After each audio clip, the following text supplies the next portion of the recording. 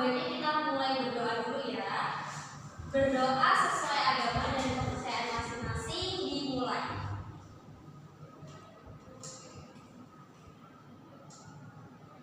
Berdoa selesai. Oke, sebelum kita lanjut ke materi minggu lalu, Ibu akan mengabsen dulu untuk siswa yang tidak hadir hari ini. Elfaza, hadir Ibu. Miftahul Jannah, hadir Ibu. Nadifa Suhendri, hadir Ibu. Rahma Syarita, hadir Ibu. Fitri Oktaviani, nggak masuk. Wido, nggak masuk. Oke, pasti mereka masih libur lagi. Oke, anak-anak, pagi ini siapa yang sudah melihat berita di televisi, media sosial, atau di internet? Belum, sama sekali belum. Kira-kira minggu lalu berita apa yang terakhir kalian lihat? BBM naik, terus demo, terus apa lagi? MBG. Oke, kalian anak-anak, berita itu merupakan laporan mengenai peristiwa yang aktual dan penting untuk diketahui masyarakat, seperti BBM naik, adanya MBG di tahun terakhir ini, berita demo mahasiswa, seperti itu. Oke, sebelum kita mulai pelajaran, Ibu akan menyampaikan beberapa tujuan pembelajaran pada pagi hari ini. Yang pertama yaitu memahami pengertian teks berita, mengidentifikasi unsur-unsur berita seperti 5W, 1H, menganalisis isi teks berita, dan yang keempat menyimpulkan informasi penting dari sebuah berita. Oke, sebelumnya ada yang sudah paham berita itu apa sih? Informasi, ya. Jadi berita itu adalah sebuah informasi atau penerangan yang ditujukan untuk umum atau publik.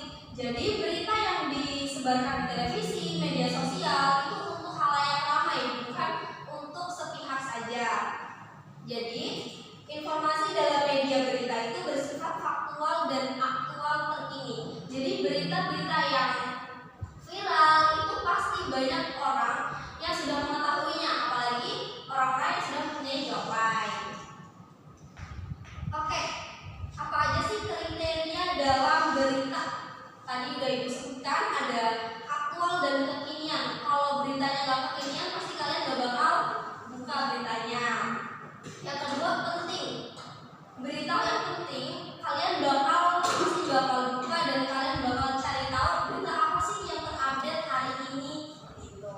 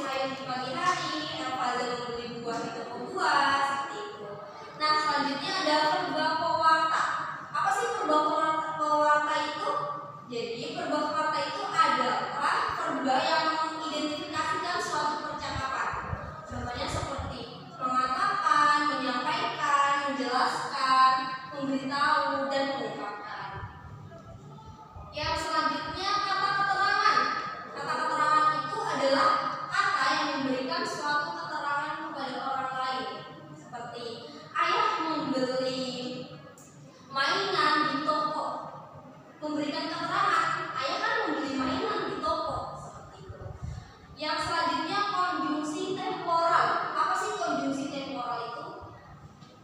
Konjungsi temporal adalah hubungan yang berhubungan dengan waktu, seperti kemudian, setelah, akhirnya. Seperti ibu akhirnya membelikan aku tas baru, ayah akhirnya membelikan aku sepeda baru, seperti itu. Nah, selanjutnya ada kalimat langsung. Kalimat langsung itu adalah sebuah kalimat yang merupakan hasil kutipan langsung dari pembicara yang sama persis seperti apa yang dikatakannya. Seperti aku akan pergi ke Yogyakarta. Aku akan pergi ke Yogyakarta. Jadi kalimat langsungnya itu tetap aku akan pergi ke Yogyakarta. Contoh selanjutnya kalimat tidak langsung. Kalimat tidak langsung adalah kalimat yang melaporkan atau memberitahukan perkataan orang lain dalam bentuk berita. Seperti tadi, aku pergi ke Yogyakarta. Kalau saya memberikan informasi kepada El-Fajar, pasti saya bilangnya dia akan pergi ke Yogyakarta. Nah, itu kalimat tidak langsung. Oke, dalam berita itu ada fakta dan opini. Ada fakta dan opini. Ada yang tahu apa sih fakta dan opini? Ada yang tahu? Oke.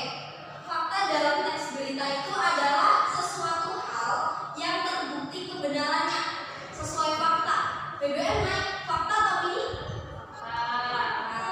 Fakta itu berisi sesuatu yang benar-benar ada, dan pernyataan dari sebuah fakta biasanya itu sulit disanggah oleh siapapun. Sedangkan opini dalam teks berita adalah suatu pernyataan yang belum tahu kebenarannya. Seperti saya nanti akan pulang membeli makanan. Belum tentu kan saya akan pulang membeli makanan, jadi itu bisa disebut dengan opini. Oke, selanjutnya Ibu akan memberikan LKPD. Ibu akan meminta kalian mengerjakan soal dalam LKPD yang Ibu berikan, lalu menentukan 5W1K. Ibu berikan.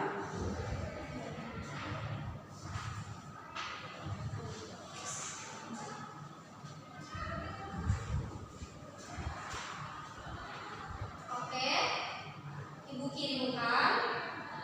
Contohnya, udah dibuka gawainya. Buka gawainya ya. Oke, sudah? Oke, di situ Ibu memberikan contoh teks berita tentang apa? Yang Bandung 15 Juni 2026.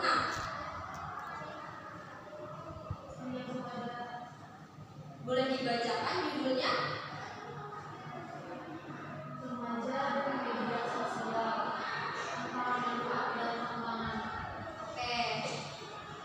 Contohnya dalam teks berita, remaja dan media sosial, antara manfaat dan tantangan. Tadi kita sudah belajar tentang what, apa, who, siapa,